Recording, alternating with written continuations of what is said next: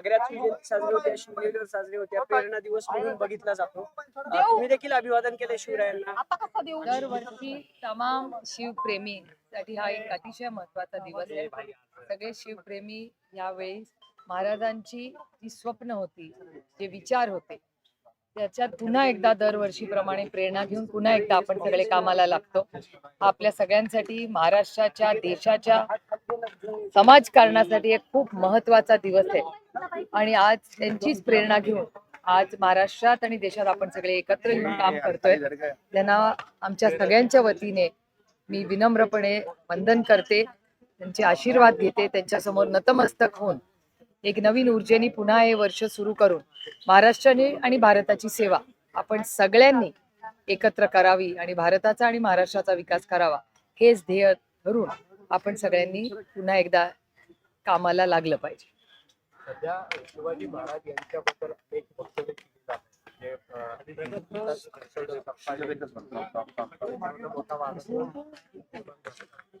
असे वाद जेव्हा निर्माण होतात ना, तेव्हा मला अरुण जेटली साहेब आठवतात. अरुण जेटली साहेब आम्हाला पार्लमेंटमध्ये सिनियर, आणि अरुण जेटली साहेब आम्हाला नेहमी सांगायचे की आपण असं करूया की आपण विनंती करूया मीडियाला की तुम्ही दाखवणं बंद करा, लोक बोलणं बंद करा.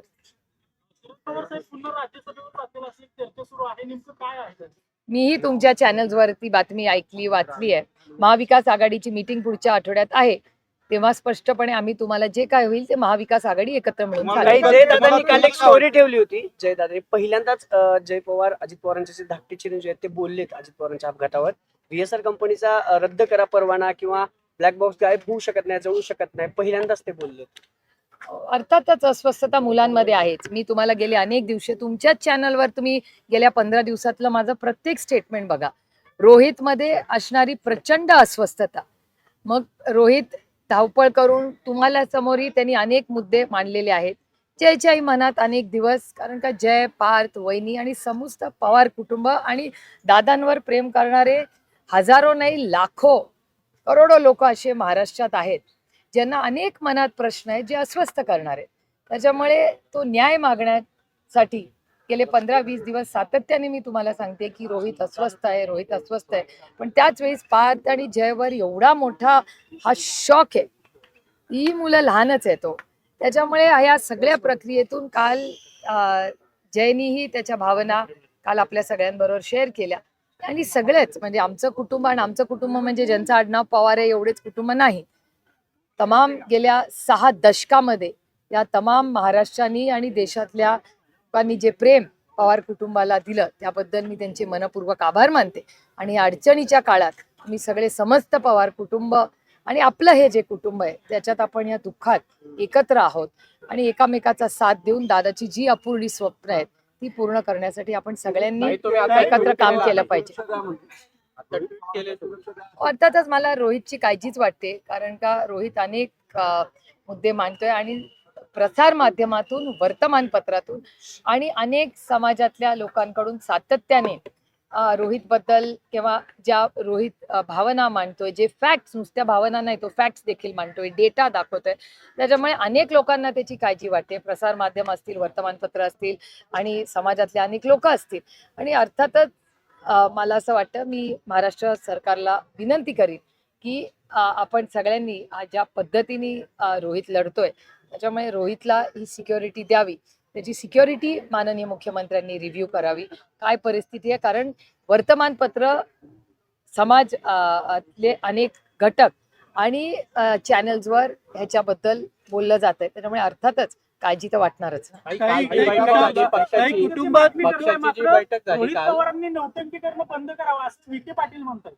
हे बघा, ही लोकशाही आहे, प्रत्येकाला बोलायचा अधिकार.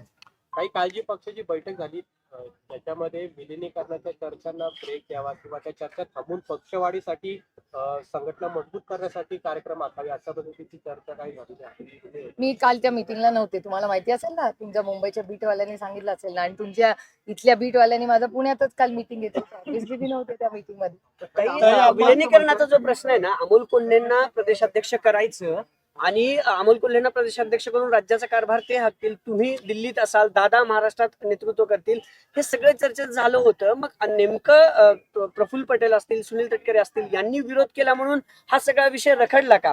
आणि जिल्हा परिषद निवडणुकीत तर जवळपास सगळे पक्ष एकत्र आले होते, त्या एबी फॉर्मवर ती पण कुठल्या तरी नेत्याच्या सह्याच असतील. रामकृष्ण हरी. त्याच्यावर तटकरेंच्या सह्या आहेत ना त्या एबी फॉर्मवर, म्हणून मला वाटतं काल अमोलदादा सविस्तर ह्याच्यावर बोललेले आहेत. त्यामुळे पक्षामधल्या एक ज्येष्ठ नेत्यांनी पक्षाचं मत, आणि नुसतं मत नाही, जे वास्तव आहे ते अमोलदादा कोल्हेंनी काल सविस्तर तुमच्या सगळ्या माध्यमांसमोर मांडलेलं आहे. वेगळं मला काही बोलायची मला गरज आता या क्षणी ही वाटत थिअरी नाही. होती का की अमोल कोल्हेंनी प्रदेशाध्यक्ष व्हावा आणि राज्याचं नेतृत्व? आता अमोलदादा बोलले तुम्हाला काय काय, आणि सगळ्यांना सगळंच माहिती आहे. तुमची शेतकऱ्यांची आणि दादांची बैठक झालेली होती, सीसीटीव्ही असंही आम्ही बोललो म्हटलं, तुम्ही तो स्पष्ट का बोलत नाही? तुम्ही खोटं बोलतायत किंवा खरं बोलतायत, काय ते असेल ते? मी तुम्हाला खरं सांगू का, माझा भाऊ तर गेला, माझा भाऊ गेला, त्याचं दुःख कदाचित आयुष्यभर कधीच भरून निघणार नाही. आणि आमच्या घरातला कर्ता पुरुष गेला, ज्या पद्धतीने गेला, हे आमच्यासाठी प्रचंड अस्वस्थ आणि वेदना देणार आहे. आता कशाला दादाच नाही राहिला, काय खरं खोटं करत बसायचं? हे आमचे संस्कारही नाही आणि आमची पद्धत नाही, आणि ह्याच्यासाठी आमच्यावर जे कौटुंबिक संसार झालेले, मी मराठी माणसं होतो, आम्ही शून्यातून एक विश्व या कुटुंबाने उभं केलं, महाराष्ट्राने साथ दिली, आशीर्वाद दिले. आमचा भाऊच नाही राहिला, तर आता काय खरं खोटं तरी पण खरं सांगावं लागेल ना, जर झालं हे की सीसीटीव्ही आहे तर तुमचं आपण स्पष्ट का करत नाही? सीसीटीव्ही कशाला, माणसं कशाला, सगळी माणसं नसतं. तो खरं आता सगळ्यांनाच माहिती आहे. आता ते खरं, आता माझा भाऊ गेला, ते आता कुणाबरोबर खरं खोटं करत बसू? ताई, तुमचं दुःख आहेच, पण दादांची जिम्मेदारी म्हणजे दादांचं प्रेम तुमच्यावर होतं, तुम्ही तेवढं प्रेम करायचं. अनेक जण म्हणतात की त्यांचं स्वप्न होतं, तुम्ही बहीण म्हणून पुढाकार घेऊन त्यांचं स्वप्न पूर्ण करावं, असं तुम्हाला वाटत नाही का की साहेबांसोबत? कसं आहे की पुढाकाराचा विषयच नाही हा. कसं असतं की आम्हाला एकत्र काम करायची इच्छा कालही होती, आजही आणि उद्याही राहील. त्याचं कारण असं की दादाचंही स्वप्न होतं कार्यकर्त्यांचं. म्हणजे कालच पुण्याचे काही, पुणे जिल्ह्यातले अनेक ग्रामीण आणि शहरातले कार्यकर्ते सगळे आम्हाला भेटलेले होते. त्यांची इच्छा आहे की असं सगळं झालं पाहिजे. पण मला असं वाटतं या गोष्टीला आता आपण थोडा वेळ पूर्ण विराम देऊया. कारण का ते दुःख आम्हालाही अस्वस्थ आणि दुःख वाटतं की एक तर मी तुम्हाला खरं सांगू का, माझ्यापेक्षा वयानी जे मोठे, आपल्यापेक्षा 15-20 वर्षांनी जे लोक मोठे आहेत वयानी, अनुभवानी, त्यांच्या विरोधात बोलणं हे माझ्या संस्कारात बसत नाही. त्याच्यामुळे ते काही कोणी जे आपल्यापेक्षा वयानी, पदानी, अनुभवानी जे 15-20 वर्ष मोठे लोक आहेत, त्यांचं कुठे आता खरं करत बसायचं? भाऊ तर गेला ना माझा, कुणासाठी करायचं? आणि आम्ही राजकारणात कशासाठी आलो? आम्ही राजकारणात सेवा करण्यासाठी आलो, तुमच्या आयुष्यात एक चांगला बदल घडवण्यासाठी आम्हाला. ह्या गोष्टी ज्याला बोलायच्या आहेत त्याला बोलू द्या. वास्तव तर माझ्या भावालाही माहिती आहे, मलाही माहिती आहे, आणि त्या प्रक्रियेत असणाऱ्या प्रत्येक व्यक्तीलाही वास्तव माहिती आहे. तुमच्याशी मी काय कमी खोटं बोलू शकतो, पण मनाला नाही ना. जे खरं आहे ते खरंच आहे, आणि वास्तव आयुष्यभर खरं राहील. माझा दादाच आता राहिला नाही, कुठे खरं खोटं काही करायचं? वेळ आली तर हे वास्तव तुम्ही समोर आणणार का महाराष्ट्र? काही गरज मला वाटत नाही होत्याची. कारण का माझ्या महाराष्ट्राच्या मायबाप जनतेची सेवा करण्यासाठी मी लोकप्रतिनिधी, बारामती लोकसभा मतदारसंघातल्या लोकांनी त्यांचा आवाज म्हणून मला त्यांची सेवा करण्यासाठी त्यांनी मला जी साथ दिली आहे, त्याच्यामुळे त्या कामासाठी त्यांनी मला पाठवले. ते आता या तुतू मेमे मध्ये पडू आम्ही. जे वास्तव आहे सगळ्यांना माहिती आहे. यात अरबी समुद्रातलं जे शिव स्मारक होणार होतं त्याला 10 वर्ष झालं अजून मुहूर्त मिळाला. मी याच्याबद्दल किती वेळा बोलले तुम्हाला माहितीच आहे. आणि इलेक्शन आलं की तिथे पूजा अर्चा केली जाते असं दिसतंय, आणि इलेक्शन झाल्यानंतर कोणी त्याच्याबद्दल एक शब्द काढत नाही. आपल्या सगळ्यांचा अनुभव झालाय तिथे. मला असं वाटतं पहिल्यांदा जेव्हा काय त्यांनी सुरुवात करायचं केलं, त्यालाच काहीतरी 5-10 कोटी रुपये खर्च केले होते, मला आठवतंय. तेव्हा आम्ही हा प्रश्न उचलला होता. पण आता मला नाही वाटत त्यांच्या त्या अजेंडावर ते राहिले आता विषय. काही मंत्रालयातलं जे लाचखोरीचं प्रकरण आहे त्याचं एक स्टिंग ऑपरेशन समोर आलेलं आहे.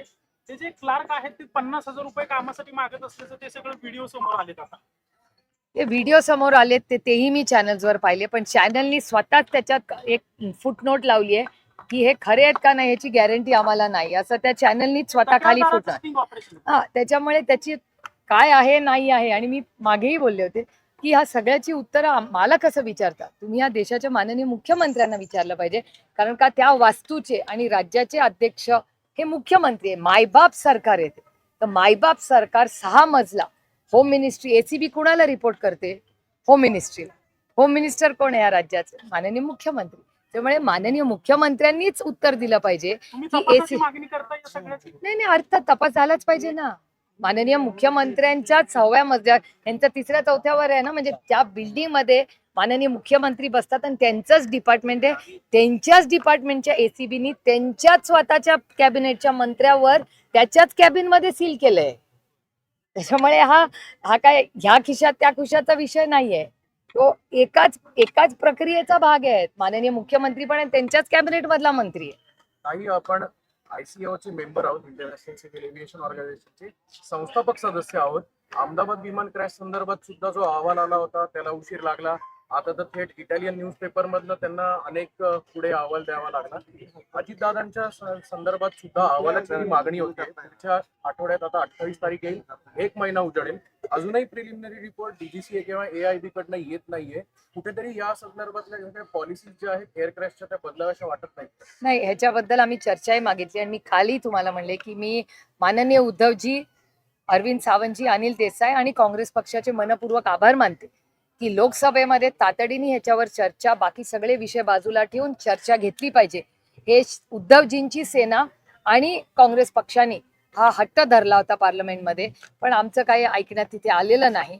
आणि त्याच्यामुळे पार्लमेंटमध्ये जे या देशाचं सगळ्यात म्हणजे उच्च हाऊस आहे, जिथे ह्या मोठ्या सिव्हिल एव्हिएशन हे सेंट्रल गव्हर्नमेंटचा विषय आहे, त्यामुळे त्याच्यावर चर्चा व्हावी किंवा याची पारदर्शक इन्क्वायरी व्हावी याची मागणी आम्ही उच्च सदनात म्हणजे लोकसभेत केलेली आहे.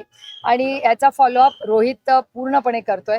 आज जयही त्या प्रक्रियेमध्ये लागलेला आहे.